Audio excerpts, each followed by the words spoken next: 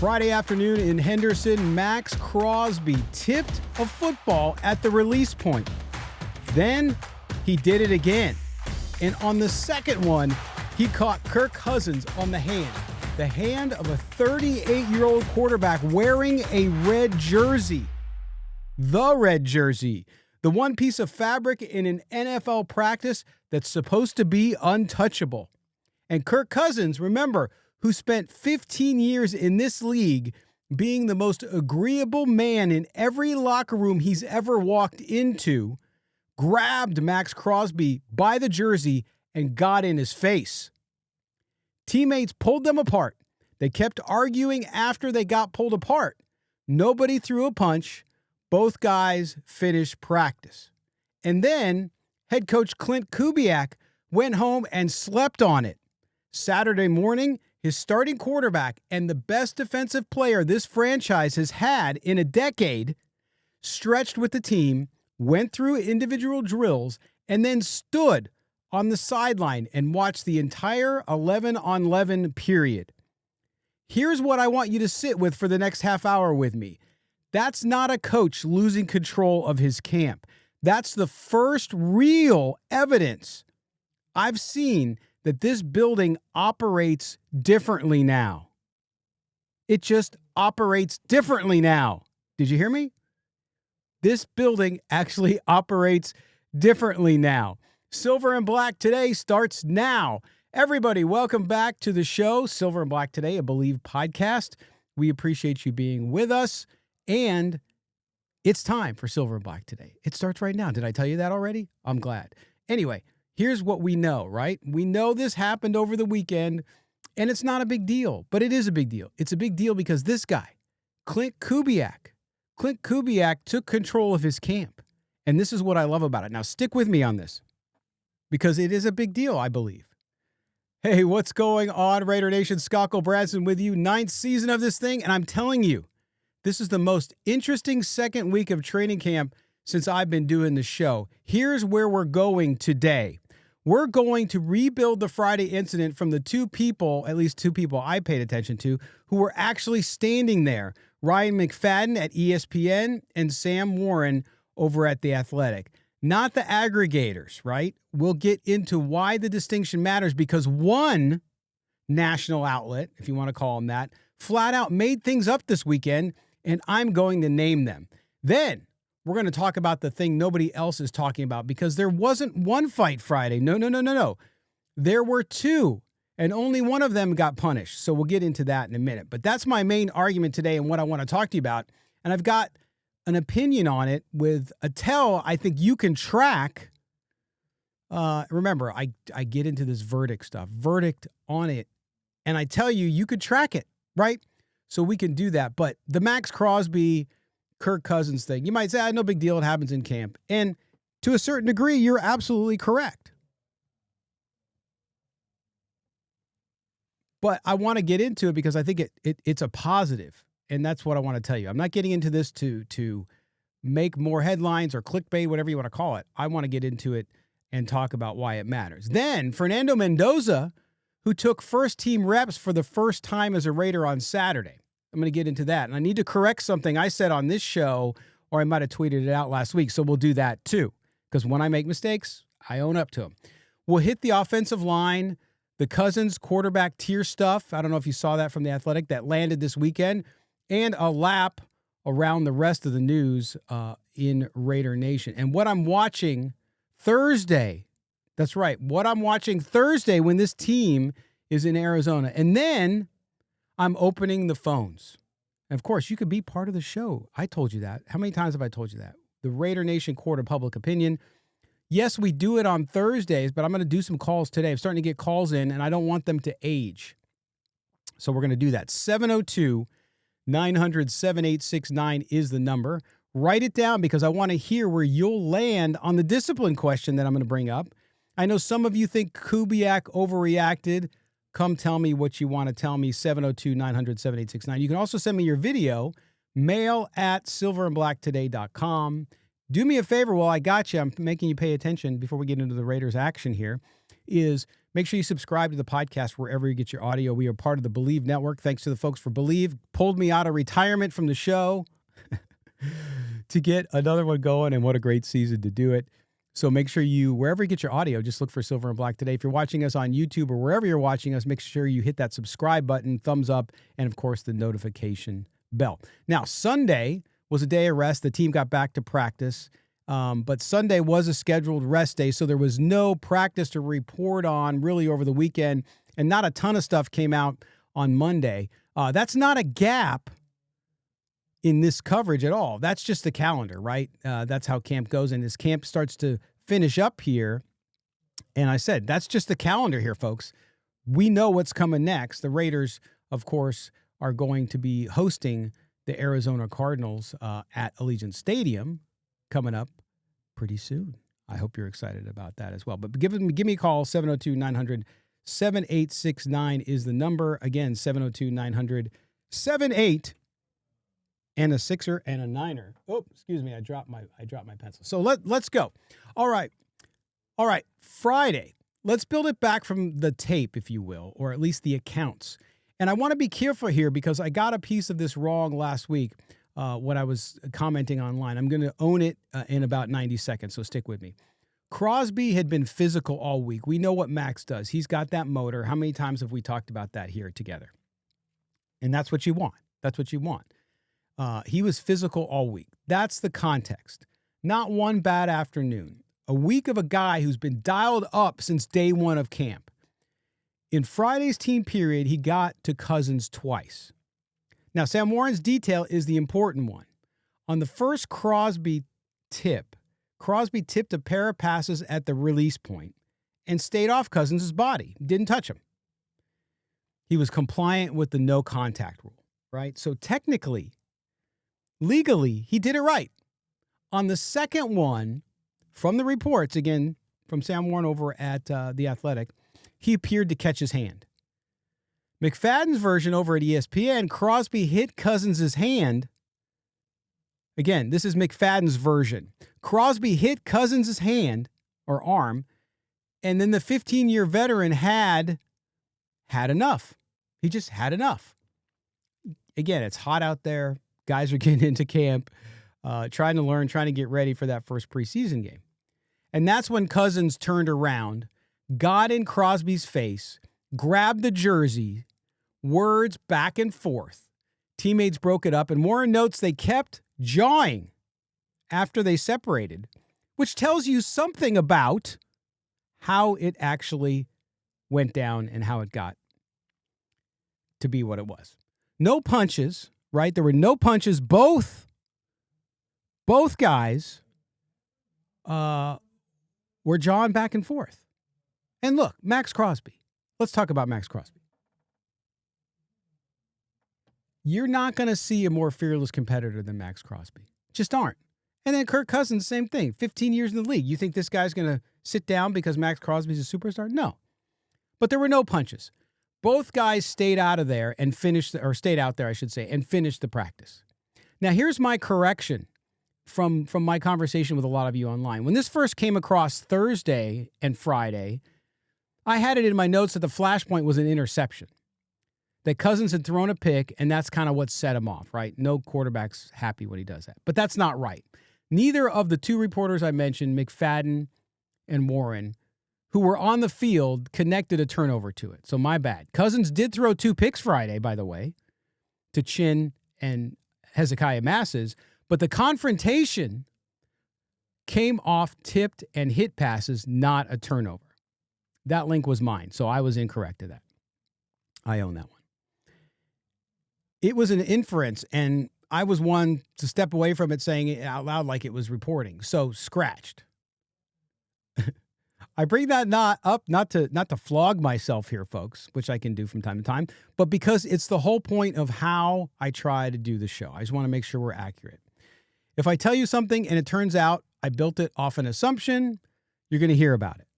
And I know you'll tell me about it too. But you're going to hear about it from me before you hear about it from anybody else. And I saw a lot of you discussing that, and it's just not true. And we'll get to why that is in a minute. Because in about 4 minutes or so, we'll see how long I jibber jab, I'm going to tell you a national outlet that fabricated details from this incident. And I don't get to do that if I'm not willing to do it first, right? That I got something wrong.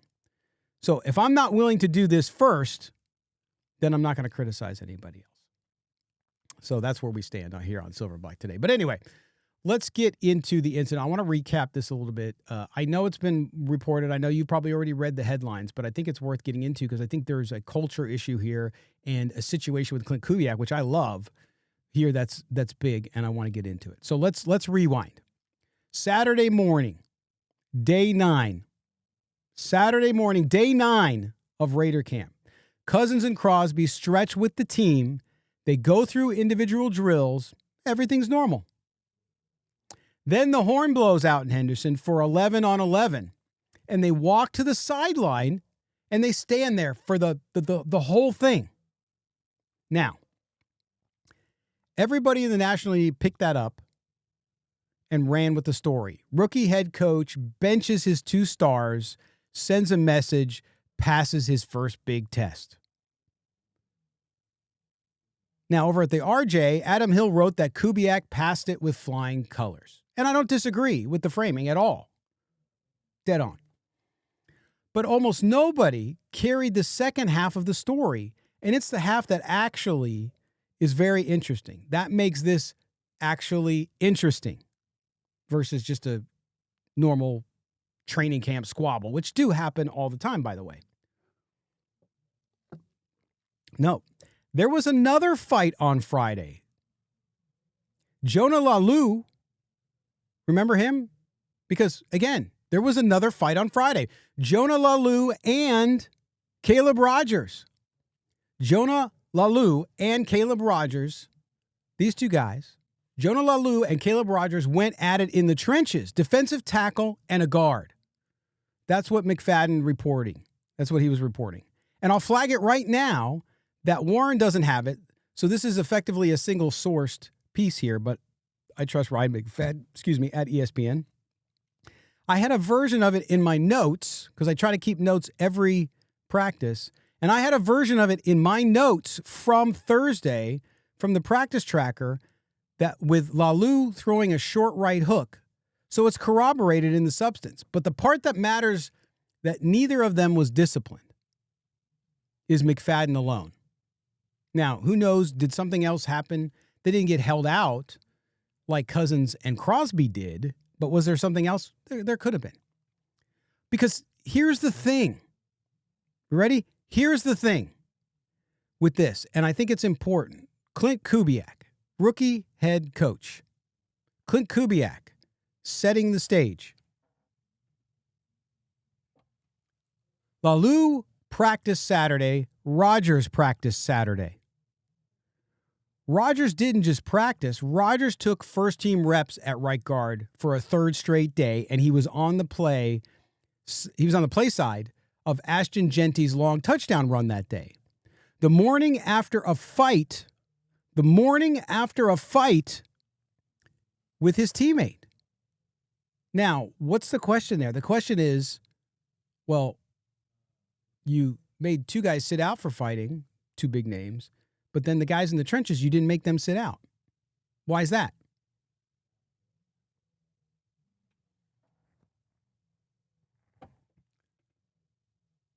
Now, I'll tell you why. So let's line it up. 2 players fought Friday and sat Saturday. 2 other players fought Friday and got a full practice. 4 guys, 1 afternoon, 2 completely different outcomes. And as of this recording, not a single reporter has asked Klint Kubiak to explain the difference. So which is it? Is that a coherent standard? Or is that a first-year head coach making an example out of the 2 names that generate a headline? As I do here on the show, I give you both sides of the coin. So I want to give you the cynical read first because it's available and it's not stupid. The cynical read is this. Kubiak needed a moment. He's a first-year and first-time head coach. He's got a 15-year veteran quarterback that he didn't draft and a superstar edge rusher who was in trade rumors for 8 months and was traded technically. And the fastest way to establish that you're in charge of the room is to publicly sit the two biggest names in it. Two offensive linemen scrapping doesn't get you on NFL Network. Right? Cousins and Crosby does. Now, if you believe that, then Saturday was theater. And some will. And the tell would be that Laulu and Rodgers got a pass because punishing them wouldn't have accomplished anything for him. Now, that's the cynical side, the Mike Florio type of side, the negative Raider Nation fan side. But I'm going to tell you, I don't believe that. Here's why. The red jersey is not a guideline. It is the one absolute in an NFL practice. Every player in the league understands from the first day, they understand from the first day of training camp that you do not touch the quarterback. And the reason is not that quarterbacks are precious. No, precious. The reason is that a rule is established there, and it's something you just don't break. You see the quarterback in the red jersey? You just don't touch him. And the reason is that a franchise's entire season is standing back there in a non-contact shirt with zero ability to protect himself, and one guy's competitive streak on a Friday in August can end it. We've seen it before around the league. So that's why you don't violate the red jersey rule. You don't touch them. Now, a defensive tackle and a guard getting after each other in the trenches is not the same act. It's just not. That's Tuesday. That's football. Every camp in America has that fight every week. And if you disciplined all of them, you'd have 12 guys available by Labor Day. So, as I think through this, the standard I think Kubiak applied is you can be violent with each other. You cannot be careless around the quarterback. And Cousins is included in that because part of protecting the red jersey is the guy wearing it not escalating a scrum with a 260-pound edge rusher. That's a coherent standard. And, may I say, I think it's the right one. It's the right one. Plain and simple. So what do you guys think? 702-900-7869. Again, I'll show you the number one more time. 702-900-7869.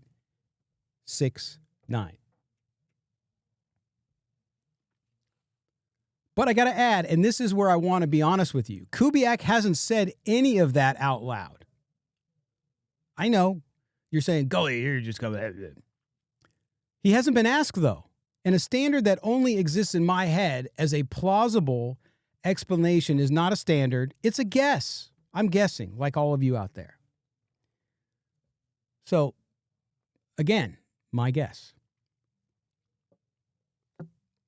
So somebody in that media scrum needs to ask him, not as a gotcha, it's not a gotcha question, but as a straight question. Coach, 4 players were involved in a fight last week. Coach Kubiak, here's Scott in the scrum. I'm too far away to go to the scrum. Coach, 4 players were involved in altercations Friday. 2 were held out. What's the distinction? Simple, a simple question. And there's a good answer sitting right there. He should have to say it. So, and again, this is not a criticism of Kubiak or the media. The people working, the men and women working hard on the ground doing the daily work covering Raiders practice. I appreciate it. That's where I get my notes from, right? Like all of you reading the accounts. I'm not there. I'm not a beat writer. I'm not at camp. But they do a good job. I know some of you want to criticize the media all the time. They don't do it. No, I think I particularly call out those three guys in this story because I thought they did a good job of covering this issue. But I just want to hear that question. Now, I want to read to you what Kubiak actually said Saturday because most outlets ran a trim version, and the part they cut is the part I actually care about. So here is the full quote. Are you ready? And let me try to pop this on the screen. For those of you watching. For those of you listening, I'll read it. So here's Kubiak, quote, "We have a very clear expectations how we want to practice and how we want to go about our business, and we violated that yesterday. So we held those guys out. That's all I'm going to say about it. We addressed it with the team, and we're moving on." Now, you might say, well, Scott, he said he's not going to talk about it anymore. How are you going to ask him another question? I'm not asking him a question. If I'm there, I'm not asking him a question about the fight between Cousins and Crosby. I'm asking him what the difference was, why they were punished and the other two in the trenches, Laulu and Rodgers, were not. Now, there's two things in there from Kubiak. First one, listen to the pronoun. We violated that. Not they, not those two. We. Love that. And for me, this is a head coach whose entire stated framework since he took the job has been getting the word I out of that building. And when his quarterback and his best player embarrass him in front of the team, his instinct is to put himself inside that violation. That's either very good instinct or very good media training. And after 2 weeks of listening to this guy, I lean towards instinct. Klint Kubiak hasn't won a game. Klint Kubiak hasn't shown that he's going to be a great coach. But man, I love this because I do think it's instinct. I think this is why Spytech, Mark Davis, Tom Brady really wanted this guy and why he fits the Raider mold so well. Now, the second one, quote, "We addressed it with the team and we're moving on." Now, as you may or may not know, I had a long career in corporate communications, worked for big brands, TurboTax, Premier Boxing, you name it, Applebee's. Yeah, I got that background. So as a professional communicator, who can't speak apparently, professional communicator, that is great. Because that's a door closing. He gave one answer, he told you he was done, and he was done. No follow-up, no elaboration, no 45 seconds of a first-year coach trying to sound like a leader. Nope, just a leader who knows either instinctually or through his media training, which he's had as an assistant coach and been around in his whole life, obviously with the family lineage, that when you got something you don't want to talk about, give a definitive answer and say you're done talking about it. And people moved on. I like that a lot. Now, put that next to what he said Friday, the day it happened, before he decided to sit them. And here's McFadden's paraphrase. I'm going to paraphrase this from his piece. It's a byproduct of camp, but he wants his two leaders to be smarter with their emotions. That's measured, that response. That's the standard issue coach answer. Yes. Nothing to see here. Boys will be boys. We'll handle it internally. Right? And I know a lot of you, there's a lot of smart members of Raider Nation out there who tell me all the time when something happens or it's a little squabble, not just in camp, but during a regular season, you hear rumors or whatever, and people say, they'll deal with it internally. And yes, in this case, absolutely. But then Kubiak did something interesting. Because then he went home, slept on it, and benched them. That progression is something that you should watch. Again, he slept on it and he benched them. That progression is exactly the most revealing thing that happened all weekend. I mean, so often it's hard, and even I fail to do it sometimes. But having a show like this and covering the Raiders, you have to look between the lines, right? You got to look between the obvious stuff. I mean, publicly he shrugged. Privately, he decided it was not a shrug. And he didn't leak it. He didn't build it up. He didn't warn anybody. You just showed up Saturday and two guys were standing on the sideline. That's a great leadership trait. I mean, I love that. You should be very excited about that. I know, again, I'm spending a lot of the show on this because I think it's that important. Because that's a man who is comfortable being unpopular for about 18 hours. Right? Go back to Pete Carroll, go back to Antonio Pierce and Josh McDonough. Those guys talk. And you could tell where the wind was blowing. They would change their approach and how they would answer questions. Not Klint Kubiak. All right. So here's my argument. This is the thing I actually want you to take out of this episode in the beginning of this, right? Which is, for most of the last 2 decades, this organization's to respond to a moment like Friday was to manage it, overmanage it, massage it. You know exactly what I'm talking about. The star gets a pass because he's a star. The veteran gets a pass because he's the veteran.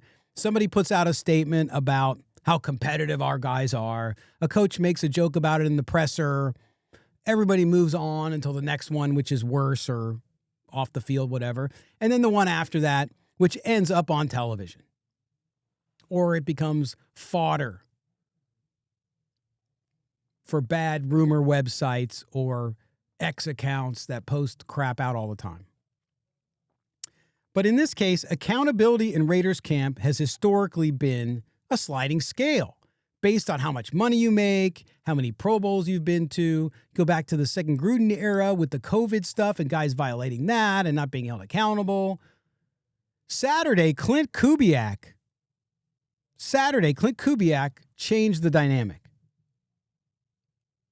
This guy.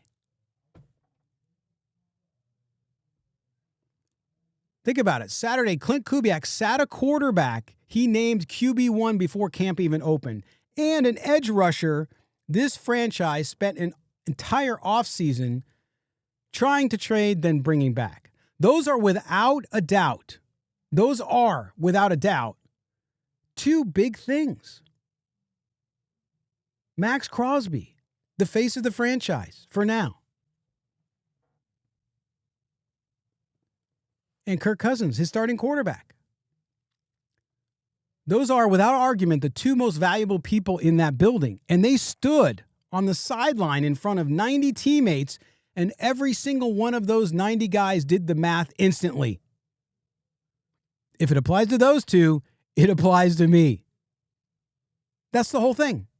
That's the culture, not a slogan on the wall in the weight room, not a mission statement one Saturday morning where the two most protected people in the organization were not protected. So my take on this, and it's the one I'm anchoring this week on. This staff is operating on a genuinely different standard than any Raiders regime since the move to Vegas. Accountability that runs upward, not just downward. And I want to be specific about what I mean, because culture is the laziest word in football, and I'm not going to hand it out to you without receipts.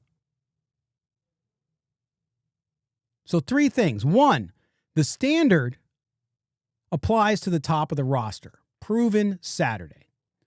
2, the discipline is quiet. He didn't campaign about it. One answer, door closed, moving on. Regimes that are performing accountability talk about it for a week. Not BS. You know what they say about BS walking, right? 3, and this is the one I'll be watching all season. It's consistent. Same rule, same response every time, regardless of who. Will that continue all season under Klint Kubiak? I believe it will, but we got to watch. And that third one is exactly where the Laulu Rogers things lives, which is why I'm not letting it go. But track it with me. If there's a second red jersey incident before the Houston joint practice on the 18th, and it draws the same response, somebody sits regardless of who it is, then my verdict here is sustained, and I'll say so. If there's a second incident, and the response is a conversation instead of a benching, then you can overrule my verdict. And Saturday goes in the file as decoration. A one-day gesture from a rookie head coach who wanted a headline. That's falsifiable. That's checkable in 9 days. Hold me to it. Because that's the actual risk here. The first act of discipline always looks decisive. It's the second one that tells you whether you have a standard or a stunt.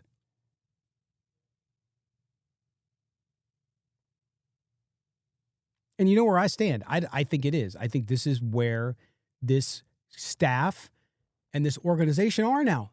It is real, but you have to sustain it. Now, moving on, and again, we're going to get to some calls here in a bit. Here's the part that made me laugh out loud when I went back through my notes to get ready for the show. Both of these guys told you exactly, McFadden and, of course, Warren, what was going to happen on the record at the same press conference on July 29th. The coaches, Klint Kubiak, and so did Kirk Cousins and Maxx Crosby. 11 days before it happened, Maxx Crosby on July 29th, quote, I know that I push. Again, this is Maxx Crosby, July 29th. I know that I push the line, and sometimes I go over the line. Ultimately, it's because I want to be the greatest at what I do, and I want to push my teammates to be the greatest version of themselves. So when you get out there and bullets are flying, I'm not thinking about not finishing the play. That's just not my nature. So that's something I've been dealing with my entire career. Okay, that's not a guy in Maxx Crosby caught off guard by Friday. That's a scouting report he wrote on himself. Maxx Crosby knows who he is. So it's not surprising it happened, but he knows he has to work on it, meaning that, hey, don't touch the red shirt. And then Kirk Cousins, the same podium, the same day, July 29th. Quote, I'm just a little bit nervous that he's got to respect the red jersey these next few weeks. So I'll try to make sure that happens. Kirk Cousins told you about what he was going to do with Maxx Crosby. Read that last sentence again. So I'll try to make sure that happens. Kirk Cousins told you in July that at some point he was going to have to make Maxx Crosby respect the red jersey. And then in August of this year, he grabbed him by the jersey to do it. Oh, good stuff, man. Trace it back. Now, I don't think either of these guys did anything shocking. I think both of them did precisely what they announced they would do, which brings up the real question about Crosby, and I'll flag it now. He said going over the line is who he is, not a habit, not a phase, his nature, his word. So Kubiak has now spent real capital on one-day benching to tell him it has to change. That's the sign from the coach to the superstar player in Maxx Crosby. Dude, I understand it's your nature, but you need to control. Part of being the greatest to play the position for the team, if that's what Maxx Crosby truly wants to be, is to be able to control yourself and do what you need to do. And that means don't hurt your teammate, especially your starting quarterback. So that's him telling him it has to change. Does it? Genuinely, I don't know. He's 29 years old. He's been like this since he got to the league. But if the answer is no, and there's a second incident, then Kubiak's got a much bigger problem than Friday. Look, I'm not trying to make a bigger deal out of it, but I just want you to connect the dots here. Connect the dots and see where this goes and why it's a big deal for this team and a positive development. I don't think this is negative. If Maxx Crosby starts hitting the quarterback all the time, which he doesn't have a history of doing, then it's a problem. But if it's not, but again, this is the line. Klint Kubiak as a leader, as a head coach, first-time head coach. So remember, the players might be really excited about Klint Kubiak. But for any of you out there that are parents, your kids love you, but they're going to try and test you. They're going to push and see, okay, how far can I take Dad? I'm going to talk back to Dad a little bit, but how far do I go before I get it? So these guys now know, at least Maxx Crosby knows, you don't touch the red jersey. If you do, Daddy Kubiak's got some punishment for you. So that's it. But I think a big deal and a positive. This is good stuff. This is not negative stuff. This is not the stuff we saw under Pierce or McDaniels, which was just garbage. And I know everybody's heard it before. Oh, this is different. This is different. But I'm not saying it's different. I'm saying look at the actions and look at this specific incident, which is why I'm spending time on it 4 days after it happened. Because I think it's a big deal. And I think it shows that this is headed in the right direction. Right? Tell me what you think. Again, of course, comments, calls, videos. Okay, now let's talk about the guy who got the reps while all this was going on. Yeah, quarterback. Fernando Mendoza played with the first-team offense Saturday for the first time as a Las Vegas Raider. And I need you to hear the nuance because it got flattened everywhere else. Just didn't get much. Now, Sam Warren has him splitting time between the ones and the twos, not taking over the first unit. Make that clear. Splitting. And O'Connell stayed on his normal third teamwork. The rep structure underneath Mendoza did not move at all. So, a real first look, not a promotion, not a shakeup. So, if you see national media this week try to play this up, you know it's BS. And this is correction number 2 from me. And this is one on last week's show as well. I said Mendoza ran the first unit, or at least I intimated that he did. Maybe it wasn't on the show. Maybe it was on a YouTube comment or something. He didn't. He got first-team reps and continued to work with the twos. And I said O'Connell got a rep bump. Raiders.com said O'Connell benefited with more time on the field. The reporters were standing there, has him on his usual load when the team site and the beat writers conflict. I'm going to go with the two guys on the field who don't work for the team. Every time. No offense to the great folks over at Raiders.com. Now, the practice itself, because the arc matters more than the box score. And this is what we heard about Mendoza. Slow start, several misses in the end zone early. And again, this is a rookie getting his first taste of first-team speed, and it looked like it. Did you expect anything different? I mean, had it gone the other way, of course, that would have been awesome and a shock. But then it turned. Sam Warren has a touchdown. And again, this is what I love about it, because with Fernando Mendoza, one of the character traits I've already seen from him, and I think you guys have seen in his comments, press conferences, and in his play, has been he makes mistakes. He does things wrong. And then it turned. Warren, again, Sam Warren, watching practice, has a scramble drill touchdown to Michael Mayer, go Irish, to end a goal line period. And I want to sit on that one for a second, because the entire pre-draft question on Fernando Mendoza was whether he could produce off script. Everybody agreed coming out of college he was outstanding when the play worked.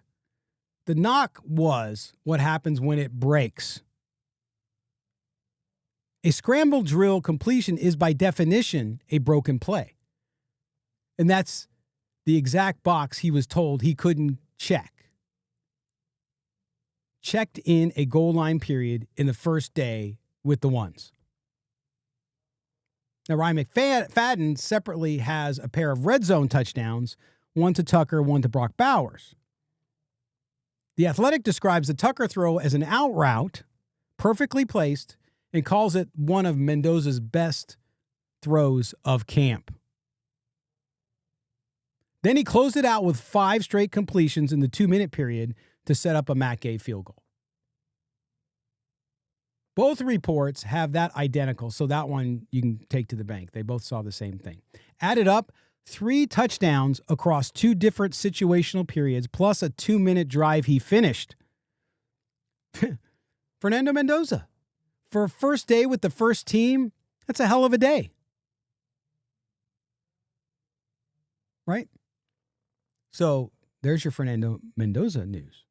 Now, a quick detour, and it connects to what I said earlier about owning my mistakes.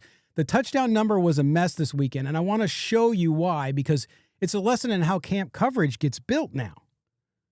ESPN had 2 touchdowns, Tucker and Bowers in the red zone. The Athletic had the Mayer scramble drill in a goal line period, plus Tucker. Different periods. Both reporters are accurate. Neither one is trying to be exhaustive. They're writing what they saw in the sections they were focused on. That's the difference here. Because I had a couple people DM me and said, whoa, what is this guy? What are they watching? Why aren't they? There's your explanation. Now, 3 total is the likely truth, but no single source says 3.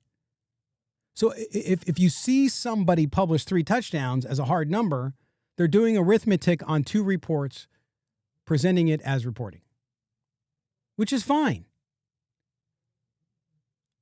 If you say so, I'm saying so. Here's what's not fine. Clutch points. Are you familiar with this?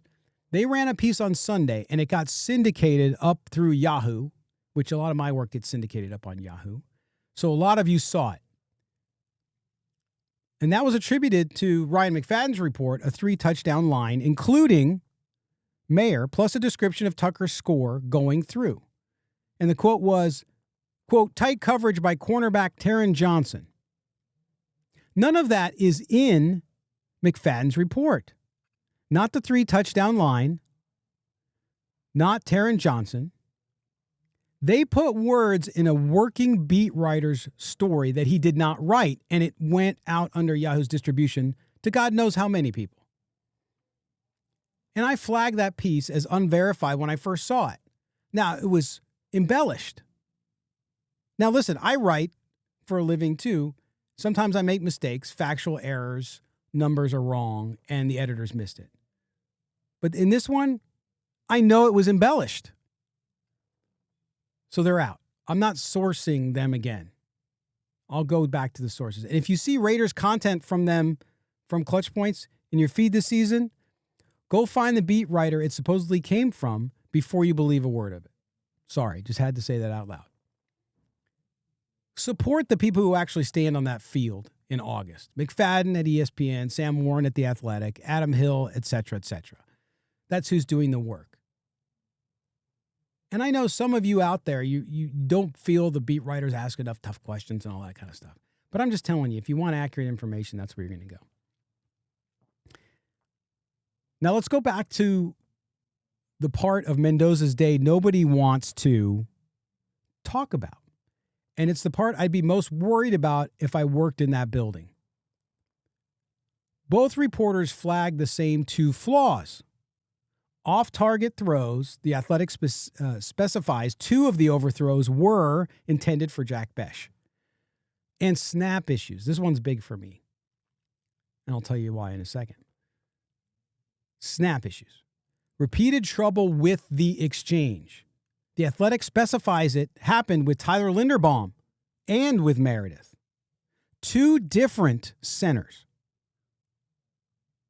Now, I'll admit, that's the least sexy note in my entire file, and it's the one most likely to cost this team a possession Thursday night in Vegas, that first Thursday against Arizona.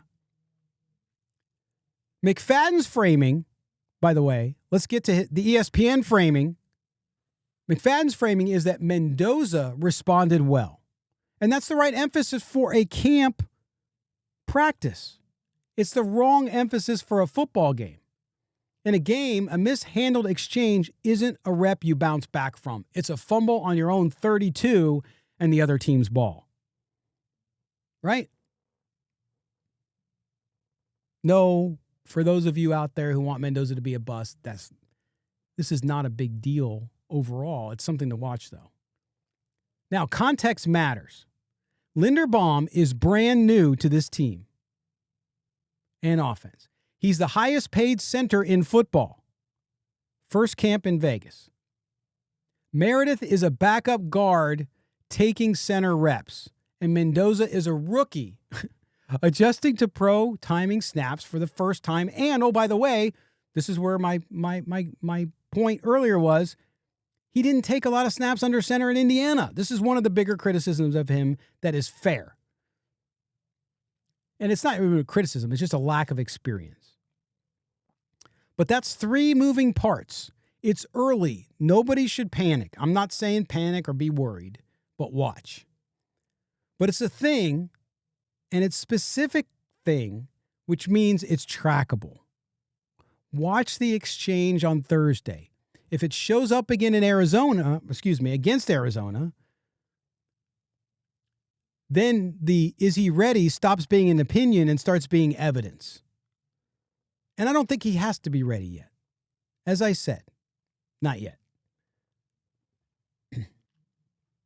Now, all this quarterback talk, including Fernando Mendoza, a quick word on the quarterback's coach, because Mike Sullivan gave 3 different versions of the same answer this weekend, and one of them is actually useful. The one everybody ran about Mendoza was, we want, quote, we want to get Mendoza to be even better, but we're pleased where he's at right now. That's nothing. That's a coach filling a microphone. Now, the one from The Athletic read this way, quote, Fernando, again, this is the one I'm keeping, from The Athletic, Fernando continues to improve. He's not repeating mistakes, which is a good thing. He's not repeating mistakes. That's a measurable standard. That's not praise. That's a metric. And it's the exact standard on the snap issue is going to get judged against, because he already repeated that one twice with 2 different centers in one practice. Right? So I love what Mike Sullivan said there, and that's the answer to me that means the most. He's not making the same mistakes twice. Did he make it on Monday? Not that we heard. So that's a good sign. And then as we roll in and he sees some action against the Cardinals at Allegiant Stadium, we'll see how it goes. Yeah.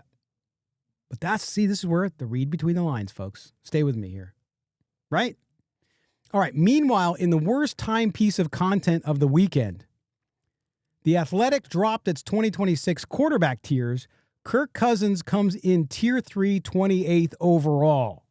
And the anonymous offensive coordinator quote attached to him was this, quote, the lack of being able to move is a big concern. 28th.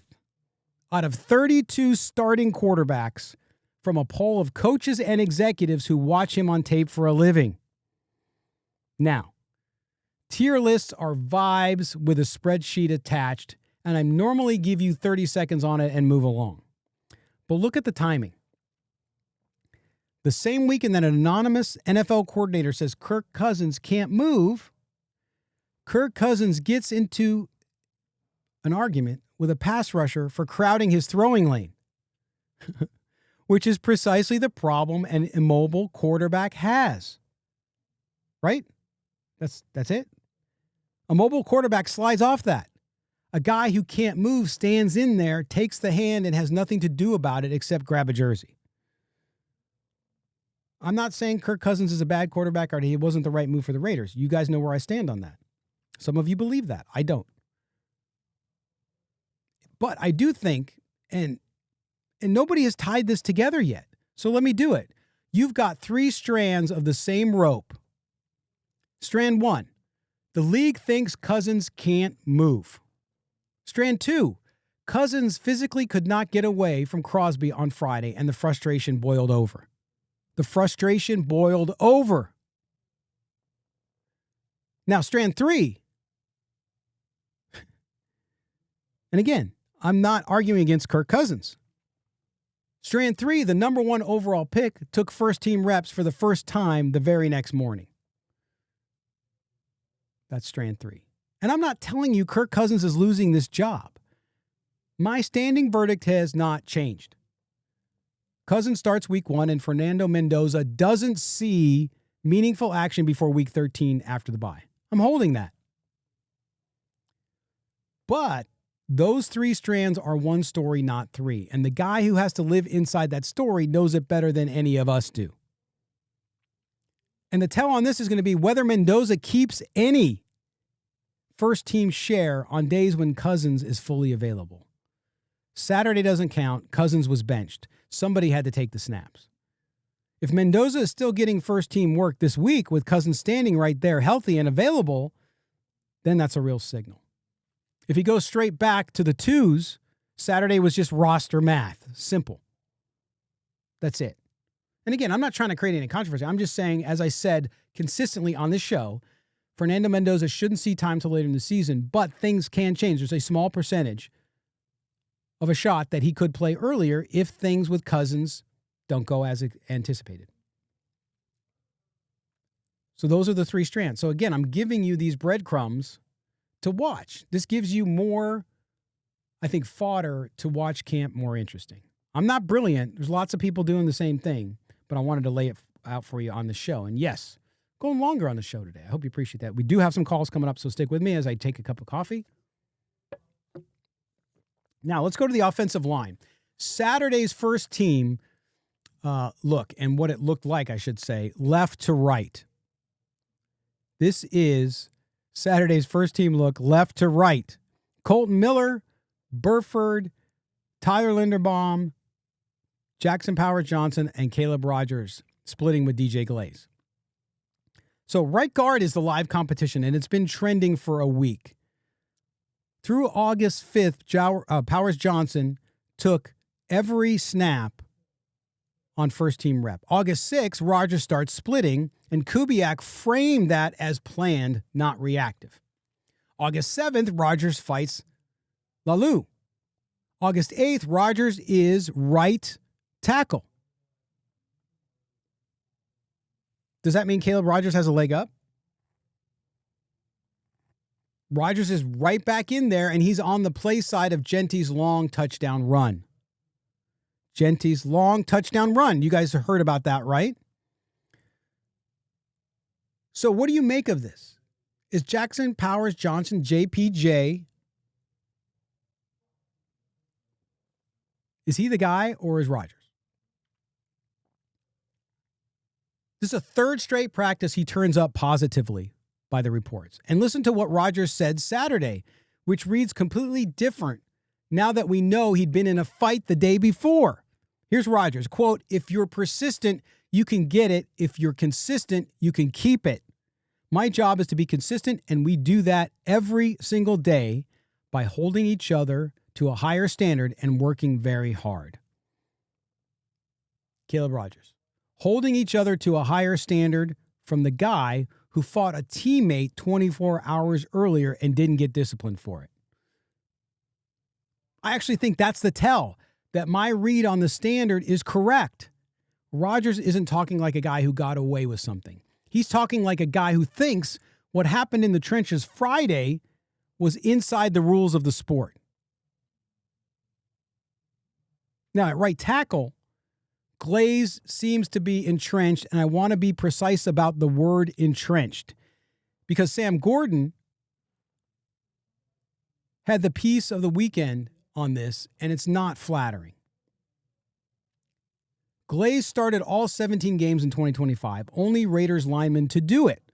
Full stop. That's real. Availability is a skill. He also finished 65th out of 89 qualified tackles, according to Pro Football Focus. 10 sacks allowed, 48 pressures, 5 penalties. The bottom quartile of the league. He's 6'4", 331, and he spent the offseason boxing to work on conditioning, hand usage, which credit where it's due. That's a guy who saw the tape and did something about it. His own words, quote, "trying to get my hands going start the fight faster. I think boxing really helped with it. That's good stuff. That's a player who went out and said, I got to get better, and I'm going to work on it, and spent time doing it.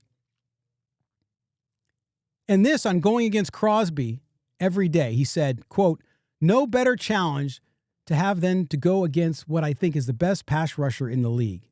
If he's not out there making plays, then none of us are getting better. If he's out there. There we go. Good answer. Right attitude.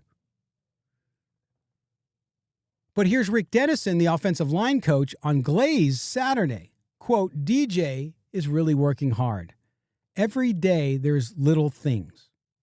He does have great length. He uses his arm length really well, and he's working really hard at it. He's made some progress, but just like the rest of them, there's things we've got to get better at. The vaunted, he's made some progress. Then there's things we've got to get better at. That's not a coach declaring a job settled. That's a coach being polite about an unsettled situation. So my read on this is DJ Glaze is the starting right tackle because there's nobody behind him, not because 2025 earned it.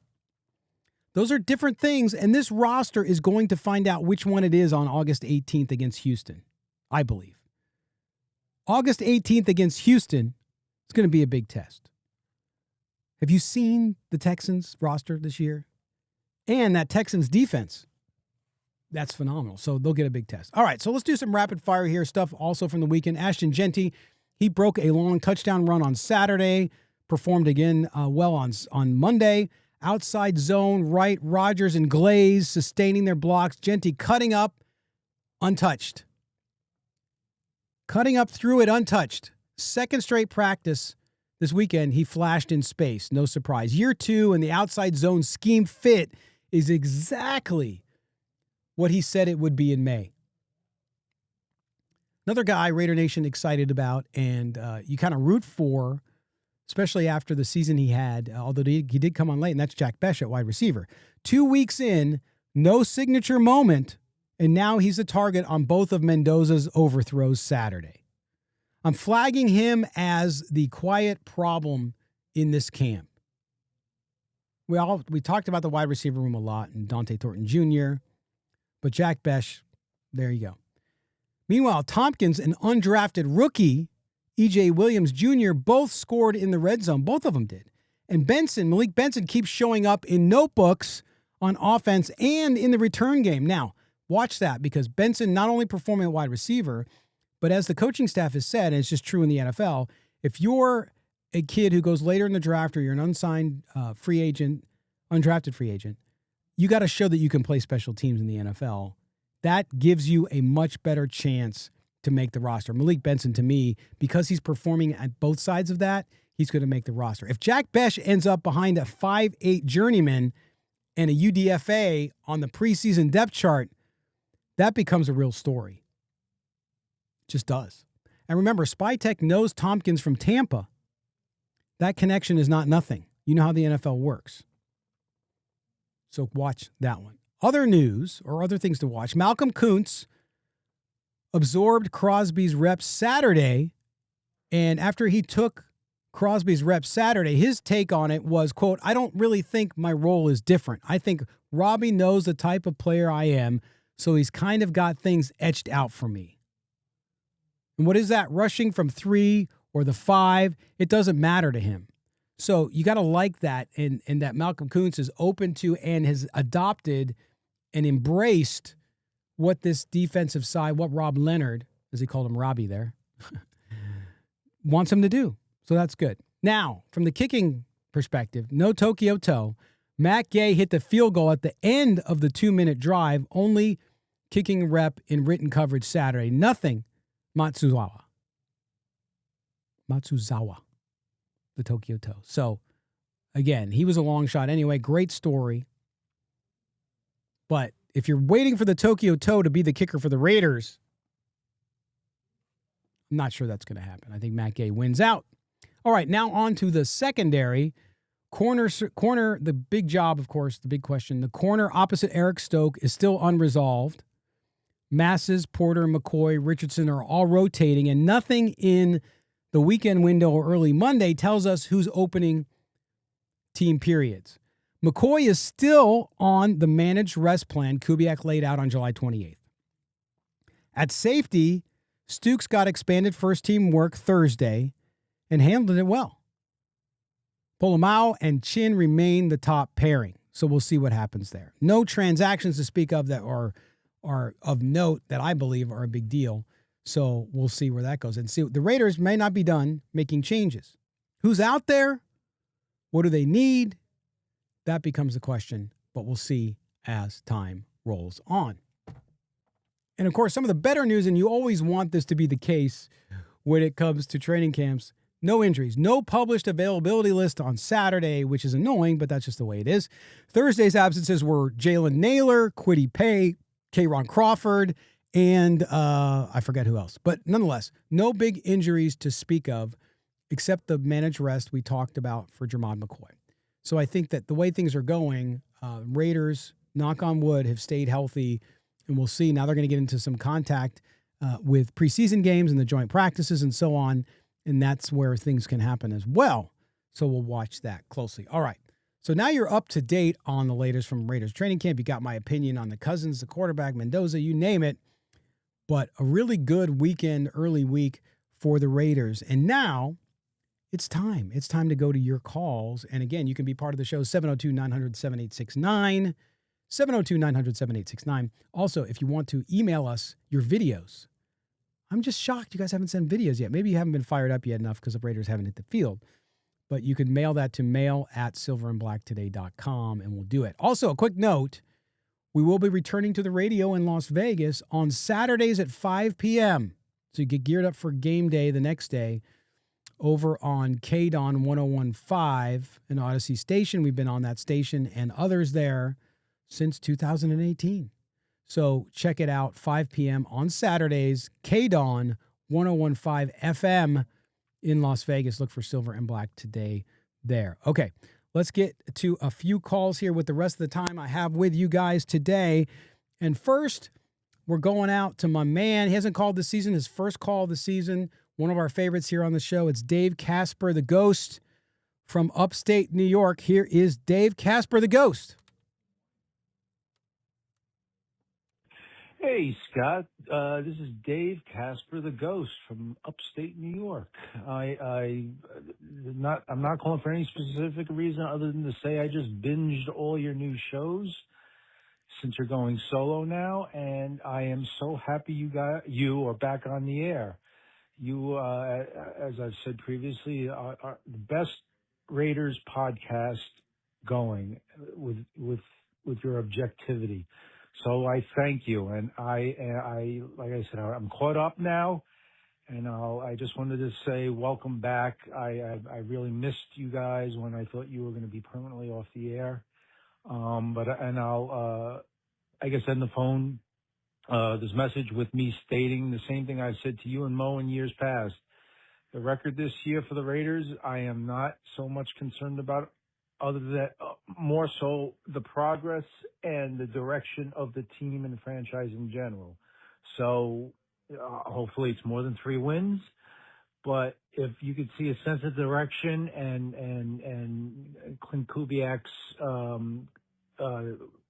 philosophy, then that would make me happy. I think they can easily be a 6-7 win team if things break right. I'm with you. Mendoza should not see any playing time this year other than maybe in mop-up duty late in the year. And the guy I'm most excited about is McCoy. He was a first-round pick before his injuries, projected to be, maybe even a top 10 talent. So the fact that the Raiders used a 4th-round pick on this kid, I think he will be the steal of the draft. And, yeah, that's all I wanted to say. I just wanted to touch base. I am listening. I will be calling in now that the season's getting close. And I'll talk to you next week. All right, buddy. All right, there's Dave Casper, the Ghost. Dave, thank you so much for your kind words.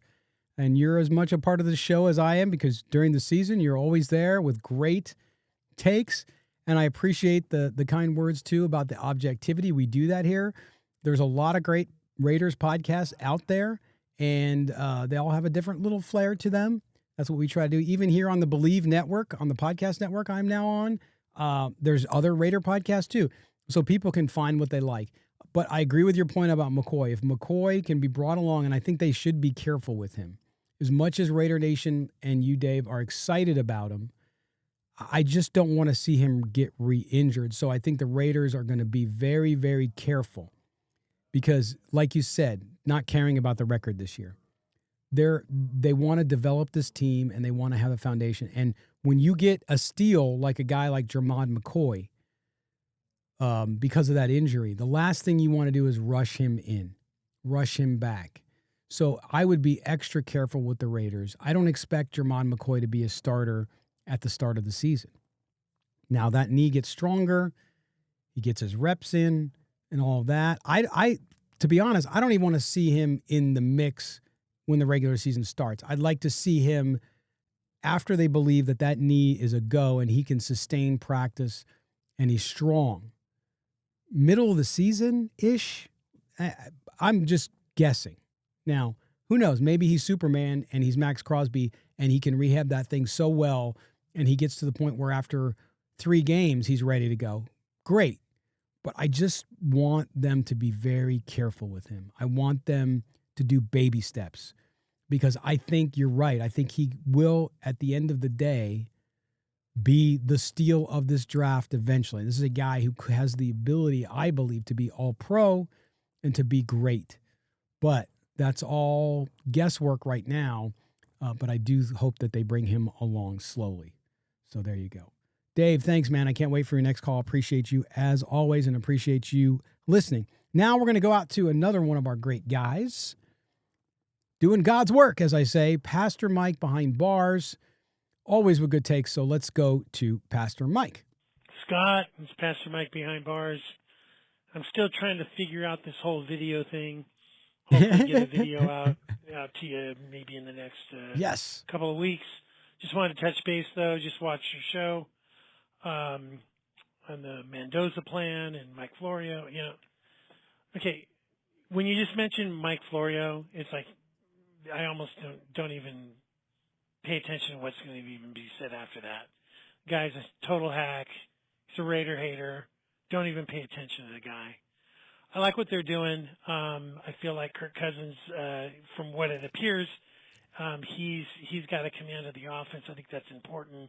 We're still trying to figure out this offensive line, which, by the way, I think hiring Dennison as the coach is probably the best thing that they did. They're going to be just head and shoulders better than they were last year. By no means they're going to.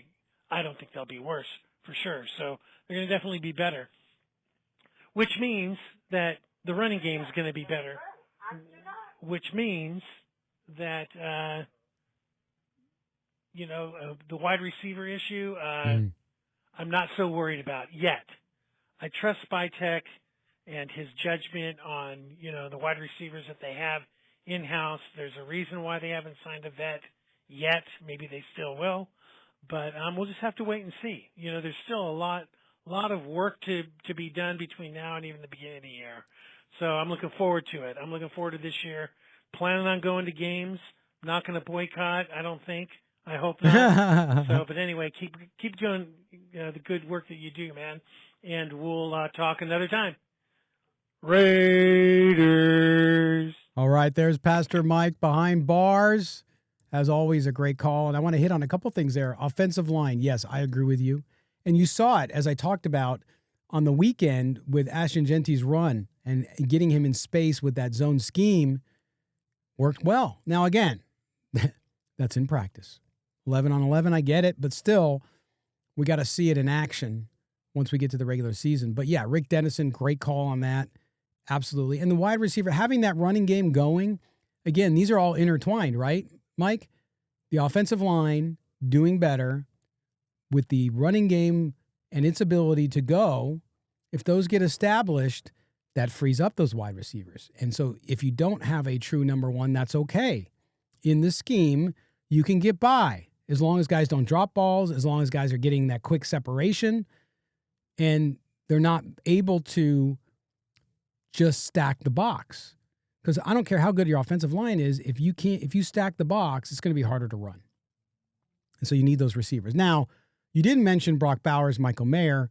Those guys, too, again, that's why this offense, sneaky as it is, at least on the national scale, could be very good. If all those pieces fall into place, this Raiders team offensively could be a lot of fun to watch. And I mentioned the stuff about Bech, but then you have Malik Benson come on. Maybe he's the guy who jumps out. Maybe he is a shocker, and he is able to be that guy. Not a big guy, but nonetheless, I think that there's an opportunity there, and we'll see how it goes. But the Raiders wide receiver room, I tagged it earlier, right? As you referenced that it could not be a problem. It could be just fine, or it could be a huge problem. It could go either way, and only time will tell on whether or not it's one or the other. So, Pastor Mike, thanks again. If you want to call again, be part of the show for next time. Obviously, the Raiders have a game on Thursday, so we'll probably drop a Friday show, is my guess. So make sure you get in on the action, 702-900-7869. And Pastor Mike, all you got to do is shoot the video on your phone, and then just right from your photos, just email it to me. Or if you DM me, I'll send you my phone number, and you can just text it to me, whatever is easiest for you. That is mail@silverandblacktoday.com, 702-900-7869 to be part of this. And I wanted to get those calls on, obviously, because they came in late last week after we recorded our last show, and get that on. But anyway, I want to close off with this. I know we're going longer today. Hopefully you're enjoying it. I had a lot to say because I really like where this organization is going. But I have to say this. This staff is operating on a genuinely different standard than any Raiders regime since the move to Vegas. The proof for me is that the accountability ran upward at the quarterback, at the best player at the roster, not on some camp body, right? This was not a camp body, not at some camp body. Quiet discipline, no campaign, one answer, door closed. I reiterate that point because I think it's vital. So you should be very excited about it. I know it's not on-field stuff per se, but this is what I see different. It just feels so different, and it's not that it just feels different. That's a misnomer. I apologize. It is different. It looks different. It's been everything that's happening is different than we've seen over the last several years with the entire organization. And that's a good thing. You should be excited about it. All right. What you should be excited about is the practice at Allegiant today. That's right. Tuesday the 11th, out at Allegiant. I think it's only $5 to get in. Go out there. Tell me what you see. I want to get calls and videos from you guys. That's even better. You're at Allegiant watching that practice. Send me some videos. mail@silverandblacktoday.com. Send it to me from your seat, and I'll get it on the air on Friday. So make sure you do that. Appreciate that. Have fun out there. And, of course, the game on Thursday. And we will check in with you after that. Don't forget to subscribe to the podcast wherever you get your audio. We are a Believe Network podcast. Thanks to the folks out at Believe, all working hard to get this show where it is. So thank you to them. Also, if you're watching us on video, don't forget to subscribe, like, and hit that notifications bell so you know when we have another video. For everybody here at Silver and Black today, I am Scott Branson. Enjoy the Raiders practice. Enjoy the rest of the week at camp. And we will see you guys later in the week. Take care, everybody.